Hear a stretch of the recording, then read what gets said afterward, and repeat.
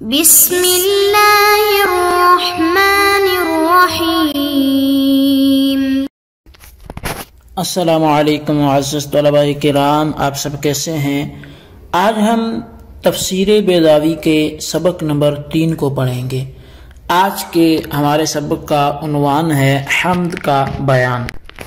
آج کتاب کے لحاظ سے یہ کتاب کا پہلا درس ہے، اگرچہ اس حوالے سے 2 اسباق ہمارے تعارف میں گزر چکے، تو آج ہم خطبے کا آغاز کریں گے، اور آج کے سبق میں ہم حمد پر تو اتنی گفتگو نہیں کریں گے چونکہ وہ آگے آئے گی سورہ فاتحہ کی تفسیر میں، البتہ ہم نزلہ پر اور فرقان اور عبدہ وغیرہ پر ضرور گفتگو کریں گے۔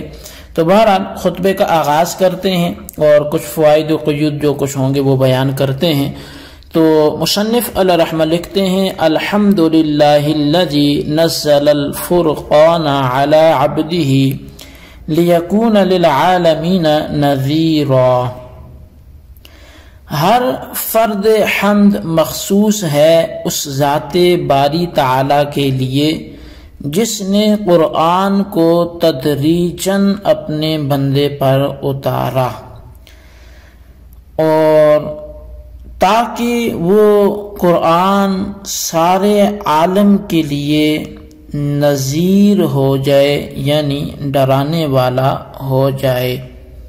جی طلبہ کرام، یہ تھی ہمارے آج کے سبق کی عبارت اور اس کا ترجمہ۔ آئیے اب لفظ بلفظ اس کی توضیح و تشریح کی طرف ہم بڑھتے ہیں۔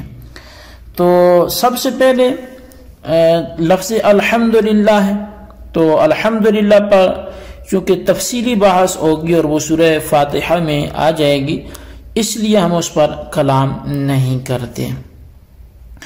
تو اس کے بعد ہے جی نزلہ۔ نزلہ یہ باب تفعیل سے ہے اور تنزیل اس کا مصدر ہے۔ تنزیل کے معنی ہے تدریجاً اتارنا، رفتہ رفتہ کر کے اتارنا، اور انزال کے معنی ہوتے ہیں دفعتاً واحدتاً اتارنا، یعنی یک بارگی نازل کرنا۔ اچھا، اب تنزیل کے معنی آتے ہیں کہ تحریک الشیء من الاعلی الی الاسفل، یعنی ایک شے کو اعلی سے اسفل کی طرف حرکت دینا۔ اب متحرک جو بھی ہوگا وہ 2 طرح کا ہوگا، ایک تو متحیز بذات ہوگا اور دوسرا متحیز بالعرض ہوگا۔ متحیز بذات جیسے جواہر ہیں، اور متحیز بالعرض کی بھی پھر 2 قسمیں، ایک مشاہد دوسرا غیر مشاہد۔ اور مشاہد کی مثال جیسے سواد یعنی سیاہی، اور غیر مشاہد کی مثال جیسے کہ علم ہے۔ تو بہرحال کلام کی بھی 2 قسمیں بنتی ہیں، ایک تو کلام لفظی ہوتا ہے اور دوسرا کلام نفسی ہوتا ہے۔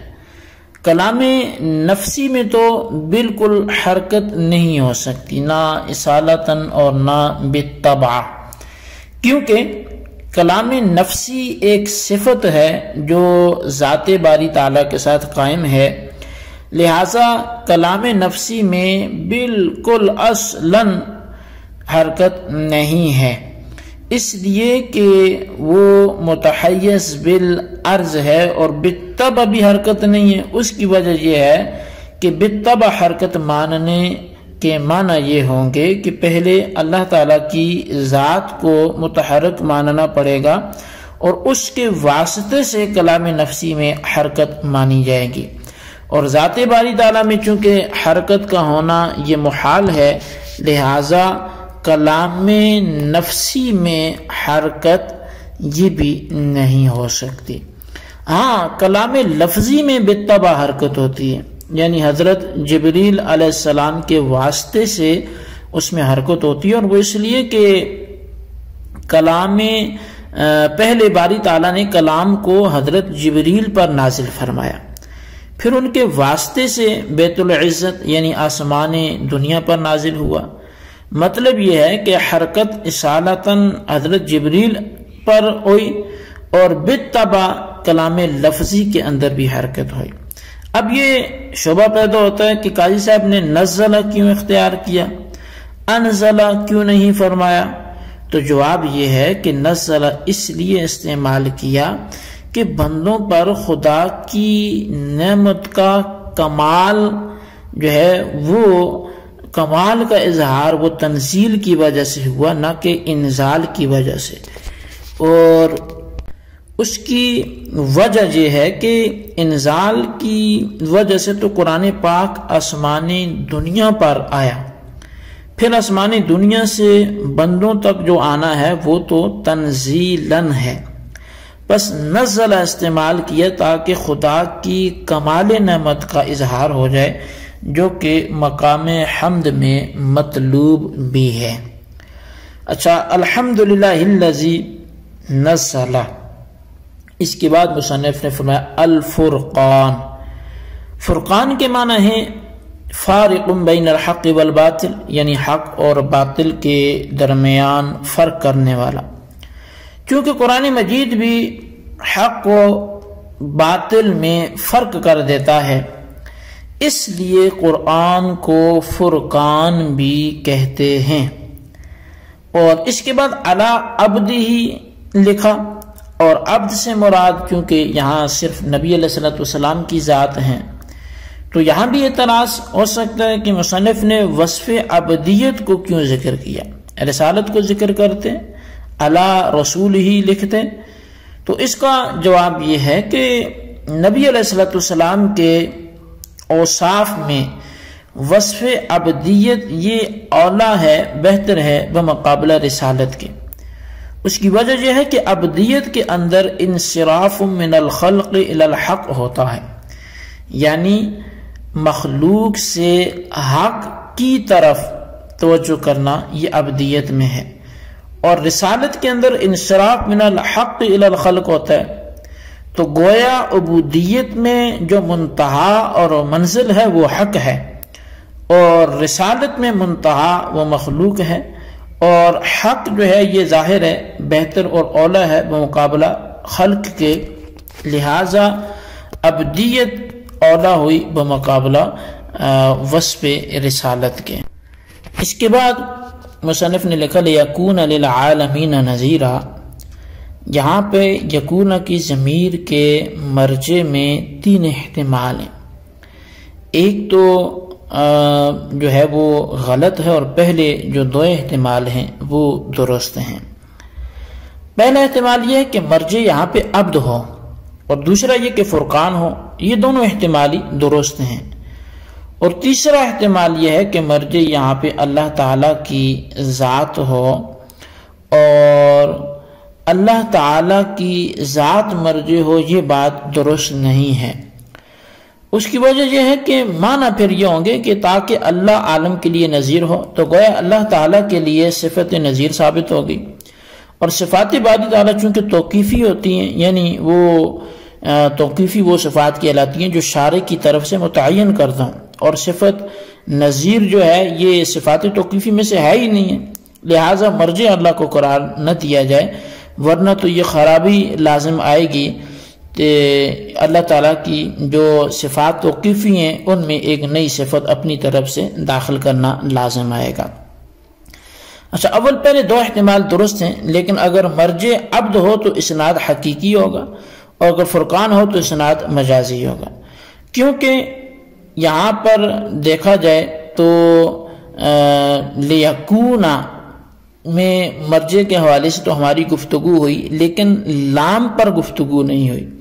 تو لیکون میں جو لام ہے یہ لام تعلیلیہ بھی ہو سکتا ہے اور عاقبت کا بھی ہو سکتا ہے۔